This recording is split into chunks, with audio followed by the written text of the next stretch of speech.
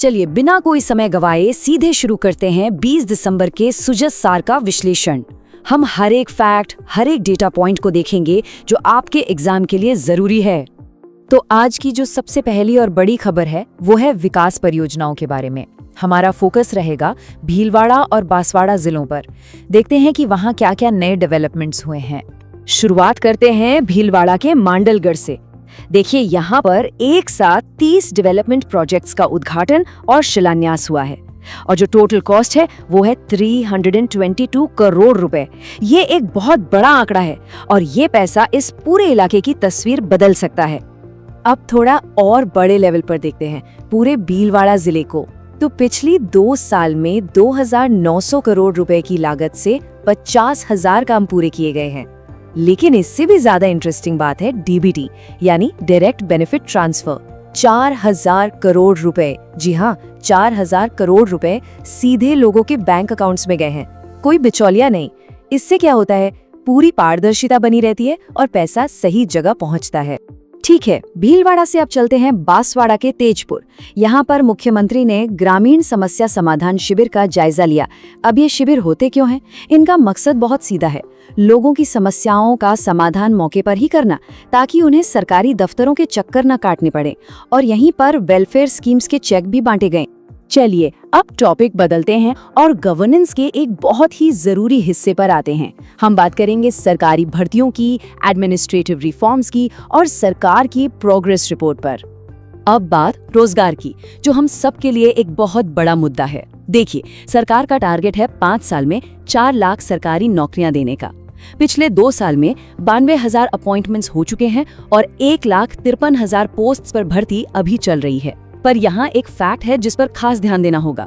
पिछले 2 सालों में 296 भर्तियां बिना किसी पेपर लीक के पूरी हुई हैं। ये बहुत बड़ी बात है क्योंकि ये भर्ती प्रोसेस में ट्रांसपेरेंसी और सिक्योरिटी को दिखाता है। अब देखते हैं एडमिनिस्ट्रेशन में क्या एक्शन लिया गया है। भ्रष्टाचार के खिलाफ काफी सख्ती दिखाई गई है। 200 कर्मचारियों को सस्पेंड किया गया और पेपर लीक मामले में जो एसआईटी बनी थी उसने भी तेजी से काम किया है। 138 एफआईआर दर्ज हुए हैं और 394 आरोपी गिरफ्तार हुए हैं। इन सब के साथ साथ कर्मचारियों का मोटिवेशन बनाए रखने के लिए 45,489 प्रमोशंस भी दिए गए हैं। अच्छा, अब ये स्लाइड बहुत ज्यादा इंपॉर्टेंट है। यहाँ हम कंपेयर कर रहे हैं मौजूदा सरकार के 2 साल का काम बनाम पिछली सरकार के पूरे 5 साल का काम।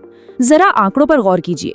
बिजली कैपेसिटी में बढ़त 2 साल में 6,363 मेगावाट, जबकि पिछले 5 सालों में सिर्फ 3,952 मेगावाट थी। यही ट्रेंड आपको गौशाला सहायता और गांवों में सड़कें बनाने में भी दिखेगा।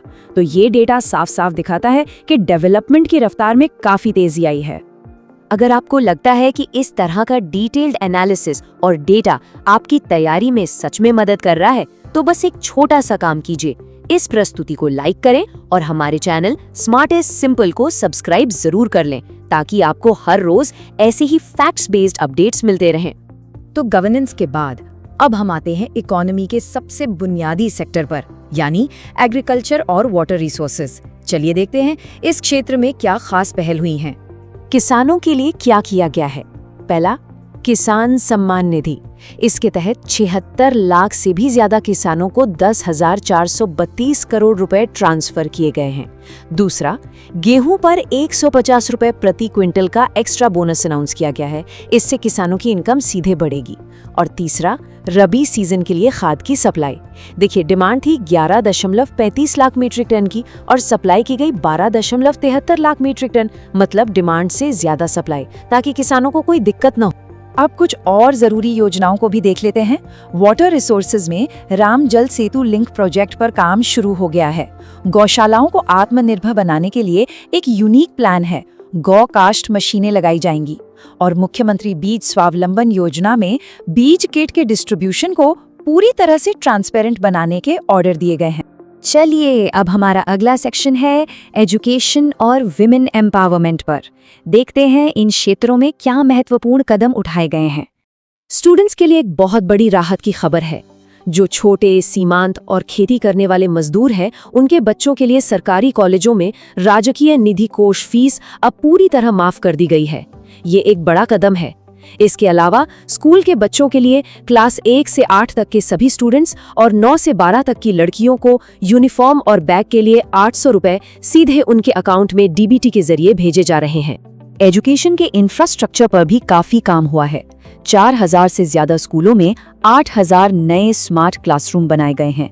हायर एजुकेशन में 71 नए गवर्नमेंट कॉलेज खोले गए हैं और साथ ही बीबीए, कंप्यूटर साइंस और बीसीए जैसे प्रोफेशनल कोर्सेज अब जिला और संभाग लेवल पर भी शुरू हो गए हैं। अब एक बहुत ही सेंसिटिव और जरूरी बिल की बात करते हैं जो लाखों स्टूडेंट्स से जुड़ा है। Rajasthan coaching centres control and regulation bill 2025 पास हो गया है। इसका एक मकसद तो कोचिंग सेंटर्स को रेगुलेट करना है, पर जो इसका सबसे इम्पोर्टेंट पहलू है वो है स्टूडेंट्स को मेंटल स्ट्रेस और डिप्रेशन से बचाना। ये वाकई एक बहुत जरूरी कदम है। वुमेन एम्पावरमेंट की बात करें तो 3 बड़ी अपडेट्स हैं। पहली है लखपति दीदी योजना, जिसमें 12 लाख से ज्यादा महिलाओं को फाइनेंशियली इंडिपेंडेंट बनाया गया है। दूसरी कालीबाई भील और देवनारायण योजना के तहत लगभग 40,000 लड़कियों को स्कूटी दी गई हैं ताकि वे आसानी से अपने कॉलेज जा सकें। और तीसरी मंगला पशु बीमा योजना, इसके तहत 3.25 लाख पशु बीमा पॉलिसीज जारी की गई हैं जो खास तौर पर ग्रामीण महिलाओं को आर्थिक सुरक्षा देती हैं। चलिए अब एक क्विक रिवीजन करते हैं। आज के बुलेटिन में कौन कौन से लोग और कौन कौन सी जगहें चर्चा में रहीं।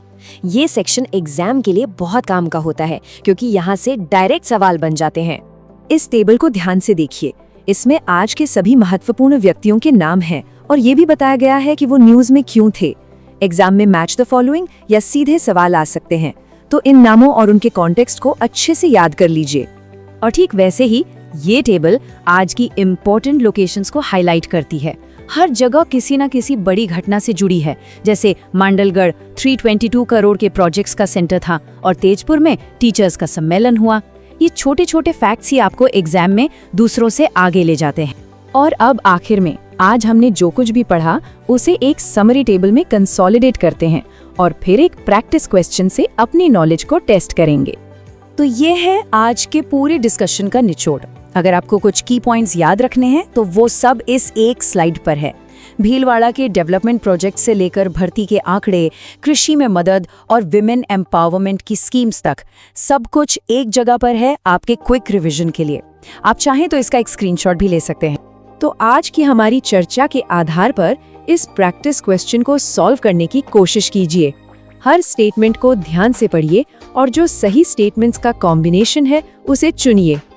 आपका जो भी जवाब है A, B, C या D, उसे नीचे कमेंट सेक्शन में जरूर बताइएगा। हम रोज अपने चैनल स्मार्ट इज सिंपल पर सुजस सार का ऐसा ही डिटेल्ड एनालिसिस लेकर आएंगे।